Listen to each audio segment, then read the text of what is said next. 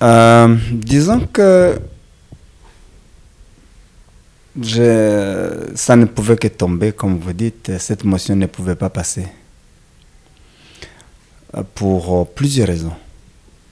La première, c'est qu'on doit faire très très attention lorsqu'on doit introduire une motion, qu'elle soit de défiance, qu'elle soit une motion de censure contre le gouvernement entier.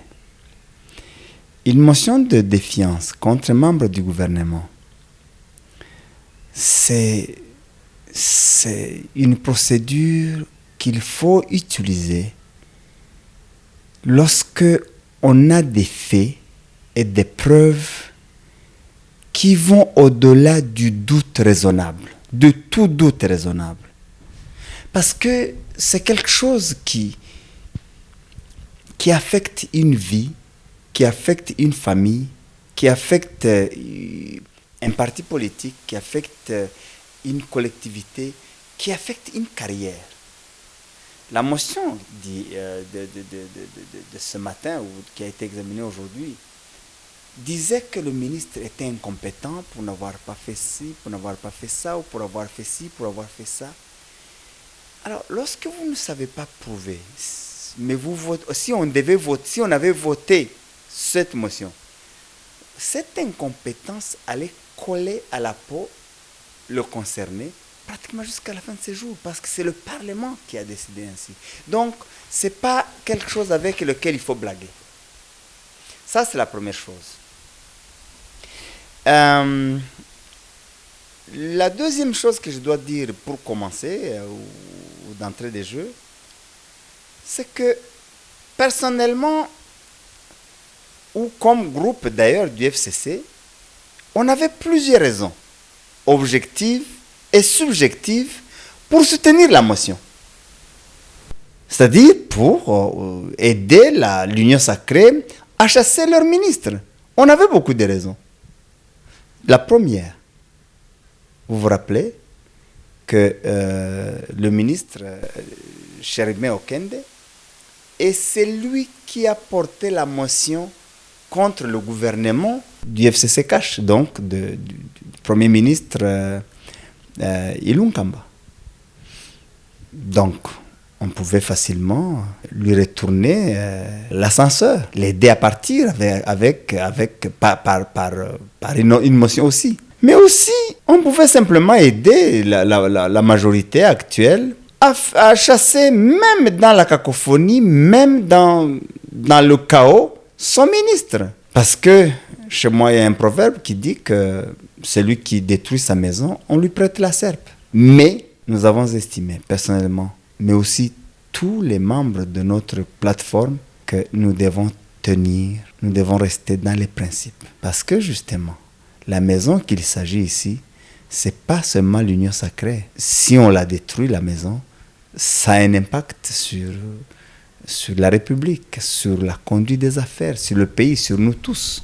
Donc c'est une maison, malheureusement, si ils la détruisent, ça va avoir un impact sur nous tous.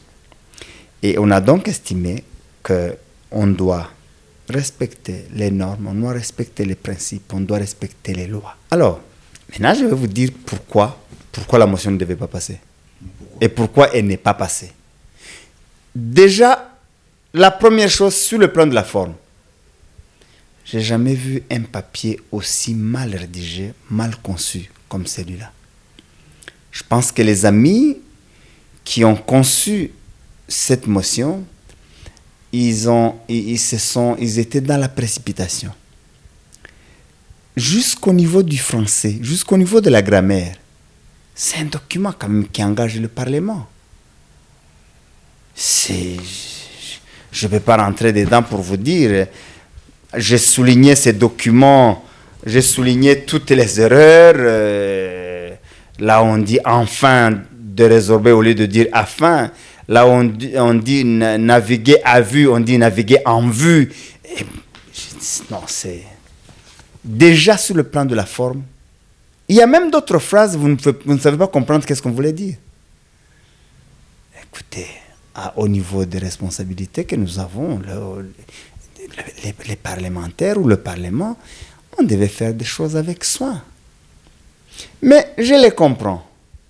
Pourquoi? Parce que ce qui se conçoit bien s'énonce bien et les mots pour le dire viennent aisément. Vous avez vu, non seulement c'est mal conçu, mal écrit, mais même lorsque les signataires, donc les motionneurs et les autres venaient pour essayer de soutenir la motion, ils bégayaient. Ils ne savaient même pas expliquer eux-mêmes leur propre motion. Ça, c'était déjà suffisant pour que la motion ne passe pas. Deuxième élément. Je vais vous citer juste à titre d'exemple, parce que je ne peux pas aller paragraphe par paragraphe. Dans la motion, on dit par exemple que le ministre, il lui est reproché l'insubordination et son incapacité à exécuter, à faire appliquer les décisions du gouvernement.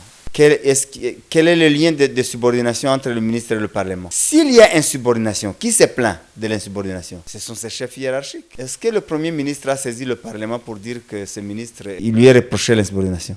Est-ce que le président de la République a saisi le Parlement? Non. Si c'est eux qui se plaignent, le Premier ministre ou le président de la République, pourquoi ils ont beaucoup de moyens de le faire partir? Pourquoi ils veulent nous utiliser? Ils peuvent lui demander de déposer la démission. Ils peuvent le révoquer. Alors, l'insubordination, si c'est par rapport au Premier ministre et au président de la République, cela a quoi à voir avec nous?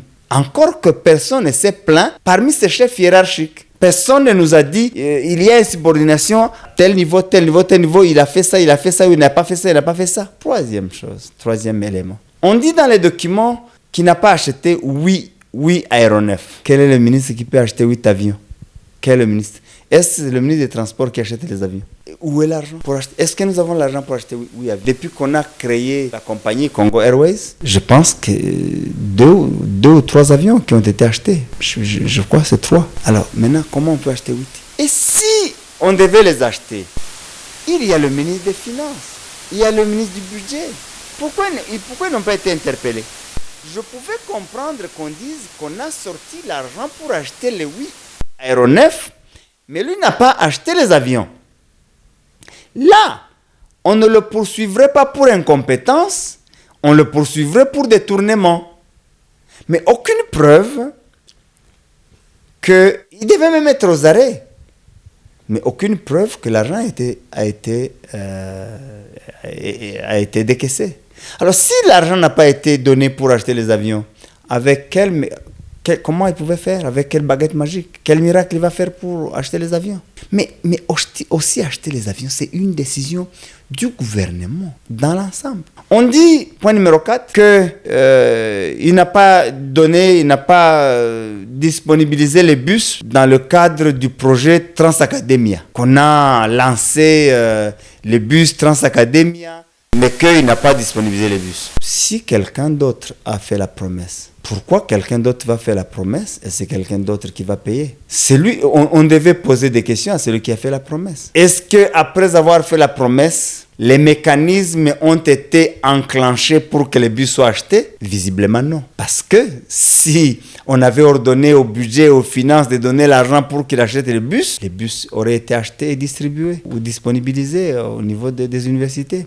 Mais si ça n'a pas été fait, qu'est-ce que le ministre des Transports peut faire? Toucher de sa poche pour réaliser une promesse de quelqu'un d'autre? Je ne comprends pas. On dit que plusieurs recommandations pertinentes lui adressées ne sont pas exécutées, sont non exécutées. Je dis, mais où est l'inventaire? Quelles sont ces recommandations? De quelle instance? Du Parlement Il n'y a pas l'inventaire de ces recommandations. Mais aussi, si on doit faire l'inventaire, c'est par rapport au gouvernement. Les autres ministres qui ne sont pas interpellés, eux ont-ils exécuté les recommandations qu'on leur a adressées? Non. Faisons l'inventaire et vous allez vous rendre compte que tous les ministres font la même chose, il y en a qui font pire.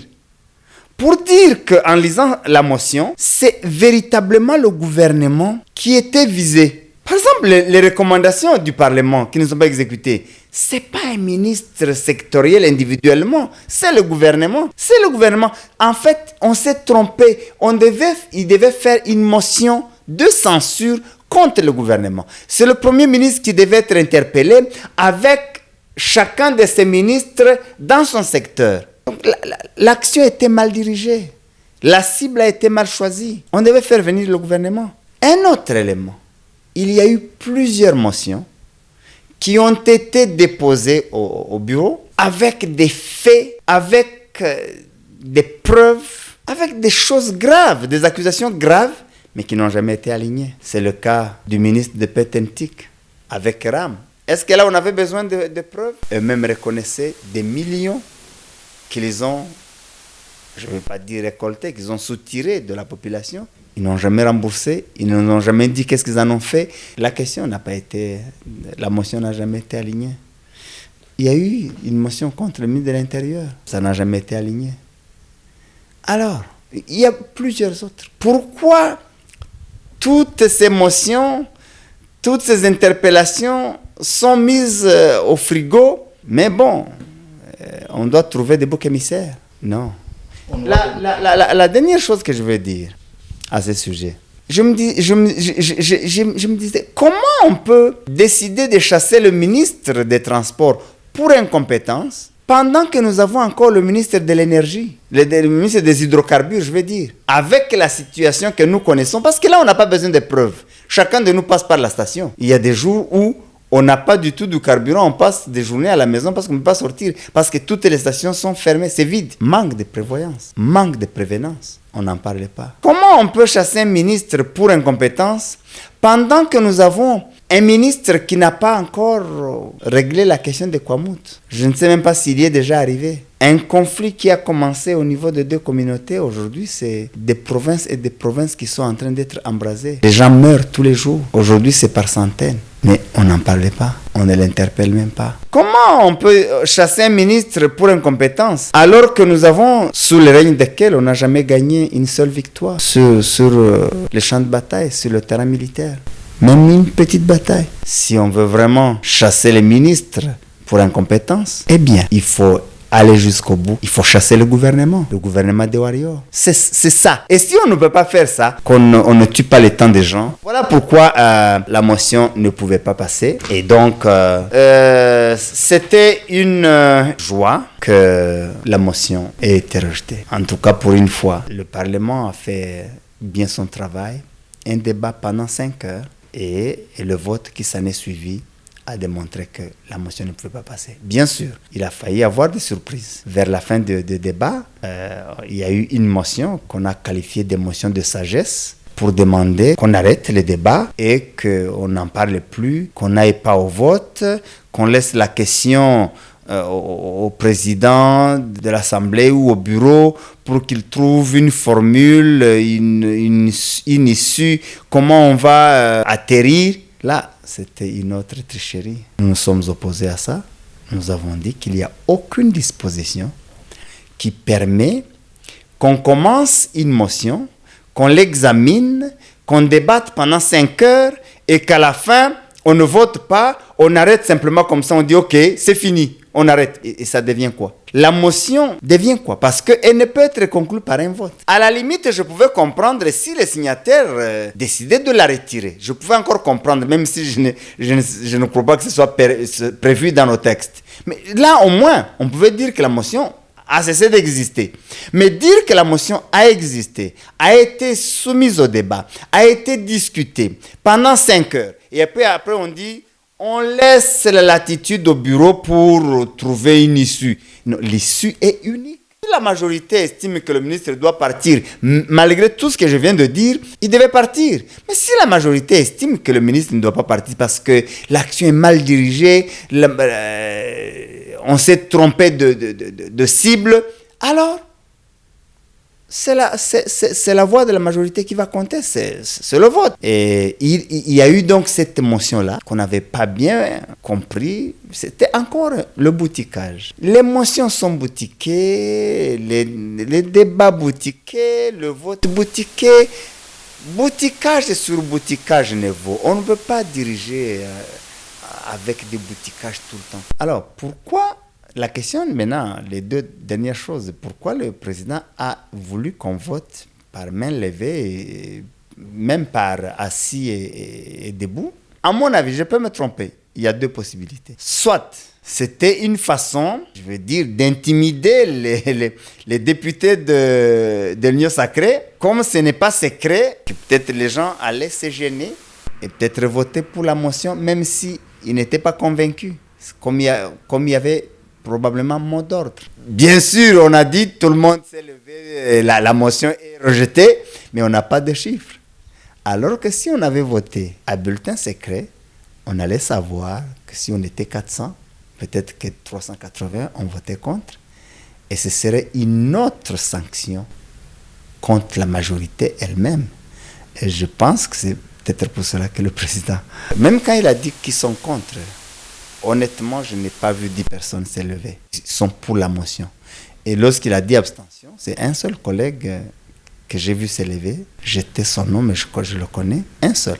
Donc, je peux dire que tout le monde a gagné. Le camp de Katumbi ne peut que crier victoire. Il a réussi à faire changer d'avis la majorité. Je pense que depuis qu'ils ont, je ne sais pas comment je vais le dire, quand ils ont pris la majorité parlementaire qui était la nôtre dans les conditions et ils l'ont prise, c'est la première fois qu'il y ait ce genre de revers au niveau du vote. Donc, c'est une victoire. Elle n'est pas petite, elle n'est pas moindre. Mais je peux dire qu'eux aussi ont gagné parce que la perte du vote, le fait que la motion soit rejetée, ceci nous a permis à nous tous de respecter les lois. Mais aussi d'avoir un débat républicain. C'est vraiment le Parlement qui a gagné, c'est le pays qui a gagné, c'est tout le monde qui a gagné parce qu'on a respecté les lois. On est rentré dans les principes, on est rentré dans les normes. Donc, on a fait échec à ce genre de bouticage. On ne peut pas continuer. En fait, on ne peut pas gérer les institutions par défi, par clientélisme, par bouticage. Ça ne va pas loin, ça ne peut pas conduire au développement. Non.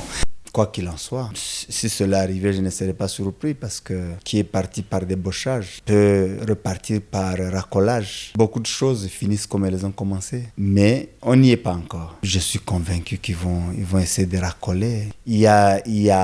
En fait, il y a plusieurs tendances, plusieurs camps et plusieurs groupes. Il y a pas d'équipe. Je ne fais pas l'apologie de quelqu'un, hein. Mais je pense aussi que c'est lui qui était un peu leur maître, c'est lui qui les a recrutés, qui les a organisés, n'est plus là. Je crois qu'on sent un peu son absence parce que c'est quand même lui qui était le maître d'ouvrage dans la destruction du FCC, dans le retournement de la majorité. Mais tout ça, ça vous montre que retourner la majorité sans passer par les élections, c'est une fraude, c'est une faute, c'est antidémocratique. On ne peut pas bâtir quelque chose de solide, de substantiel sur ça. Parce que tous ces députés, c'est des députés du FCC, c'est des députés des partis du FCC qui sont partis de leur parti, les partis sur les listes desquels ils ont été élus, et ils n'ont jamais perdu le mandat. Comme on a essayé de faire dire par la Cour constitutionnelle que le mandat n'était pas impératif, que donc on a plutôt encouragé le vagabondage, eux pensaient que ce sera seulement contre le FCC. Non, vous avez encouragé le vagabondage, mais le vagabondage va se faire même en votre sein. Il va se faire même au sein de l'actuelle majorité. C'est ce qui est en train de se faire. Parce qu'on a dit que le mandat n'est pas impératif. Alors, pourquoi vous voulez que nous, le FCC, nous n'ayons plus à dire à ceux qui étaient nos députés, mais que vous allez continuer à avoir à dire et qui vont continuer à obéir? Le même arrêt de la Cour constitutionnelle vaut lorsqu'il s'agit des affaires internes aussi à l'Union sacrée. C'est pour cela qu'il faut respecter les lois. Il faut respecter les principes et rester correct et droit. Pas seulement lorsque... En fait, il faut éviter certaines choses. Pas seulement lorsque on le sent dans sa... Il ne faut pas attendre qu'on le sente dans sa propre chair. Il ne faut pas appliquer les lois seulement lorsque ça vous arrange et lorsque ça vous dérange, vous ne les appliquez pas.